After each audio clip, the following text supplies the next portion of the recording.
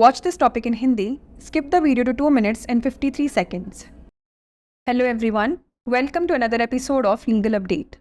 Today's topic of discussion is profit sharing after firm dissolution. First, let us see why it's in the news.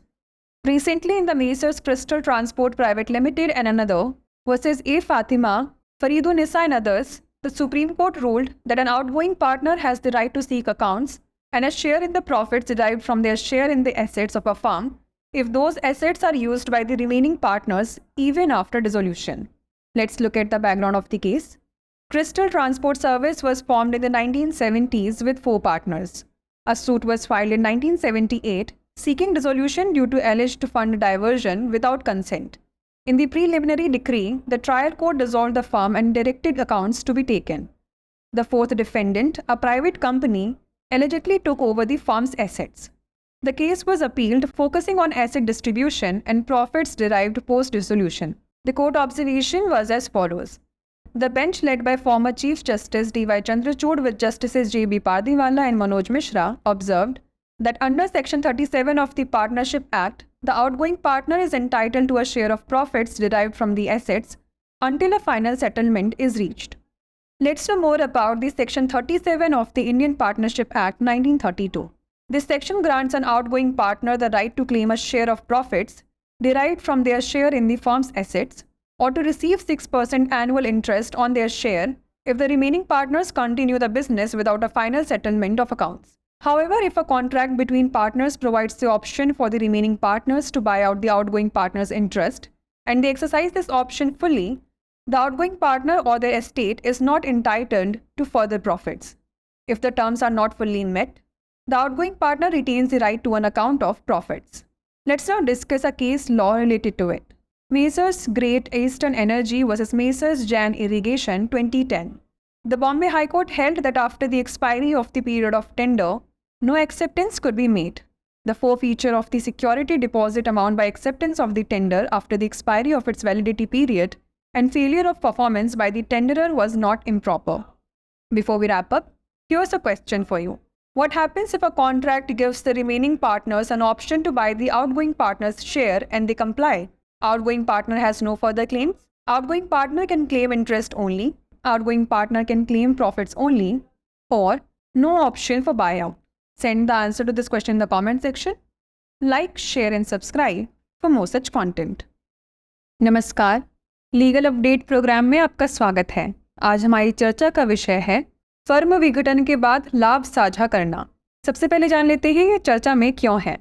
हाल ही में messrs crystal transport private limited एवं अन्य बनाम ए फातिमा फरीदुन्निसा एवं अन्य मामले में सर्वोच्च न्यायालय ने फैसला दिया कि किसी फर्म के बाहर जाने वाले साझेदार को फर्म की परिसंपत्तियों में अपने हिस्से से प्राप्त लाभ में लेखा और हिस्सा मांगने का अधिकार है यदि उन परिसंपत्तियों का उपयोग विघटन के बाद भी शेष साझेदारों द्वारा किया जाता है। चलिए जान लेते हैं मामले की पृष्ठभूमि। क्रिस्टल ट्रांसपोर्ट सर्विस की स्थापना 1970 के दशक में 4 साझेदारों के साथ की गई थी।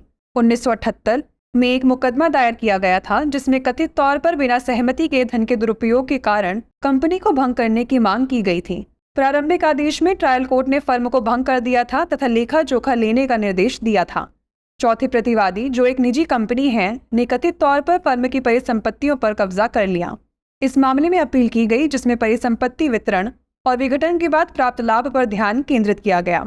न्यायालय की टिप्पणी की बात करें तो पूर्व मुख्य न्यायाधीश D.Y. चंद्रचूड़, न्यायमूर्ति J.B. पारदीवाला और न्यायमूर्ति मनोज मिश्रा की पीठ ने कहा कि भागीदारी अधिनियम की धारा 37 के तहत अंतिम समझौता होने तक बाहर जाने वाला भागीदार परिसंपत्तियों से प्राप्त लाभ में हिस्सेदारी पाने का हकदार है। आइए अब जान लेते हैं भारतीय भागीदारी अधिनियम 1932 की धारा 37 के बारे में।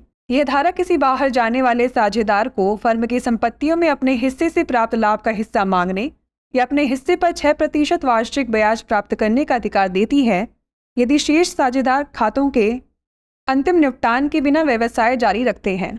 हालांकि यदि साझेदारों के बीच अनुबंध में शेष साझेदारों को बाहर जाने वाले साझेदार के हित को खरीदने का विकल्प दिया गया है और वे इस विकल्प का पूर्ण रूप से प्रयोग करते हैं तो बाहर जाने वाला साझेदार या उनकी संपत्ति आगे के लाभ की हकदार नहीं है। यदि शर्तें पूरी नहीं होती हैं तो बाहर जाने वाले साझेदार के पास लाभ के विवरण का अधिकार बना रहता है। आइए अब जान लेते हैं इससे संबंधित एक केस के बारे में। मेसर्स ग्रेट ईस्टर्न एनर्जी बना मेसर्स जैन इरिगेशन 2010।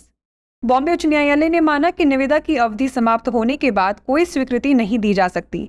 इसकी वैधता अवधि समाप्त होने के बाद निविदा को स्वीकार करके सुरक्षा जमा राशि को जब्त करना और निविदाकर्ता द्वारा प्रदर्शन में विफलता अनुचित नहीं थी। आइए अब नोट कर लेते हैं अभ्यास प्रश्न। यदि अनुबंध में शेष साझेदारों को निवर्तमान साझेदार का हिस्सा खरीदने का विकल्प दिया जाता है और वे इसका अनुपालन करते हैं तो क्या होगा? निवर्तमान साझेदार का कोई और दावा शेष नहीं है। निवर्तमान साझेदार केवल ब्याज का दावा कर सकता है। निवर्तमान साझेदार केवल लाभ का दावा कर सकता है या खरीद फरोख्त का कोई विकल्प नहीं है। इसका उत्तर हमें कमेंट सेक्शन में ज़रूर भेजिएगा। ऐसी और वीडियोस देखने के लिए लाइक, शेयर और सब्सक्राइब करना ना भूलें। धन्यवाद।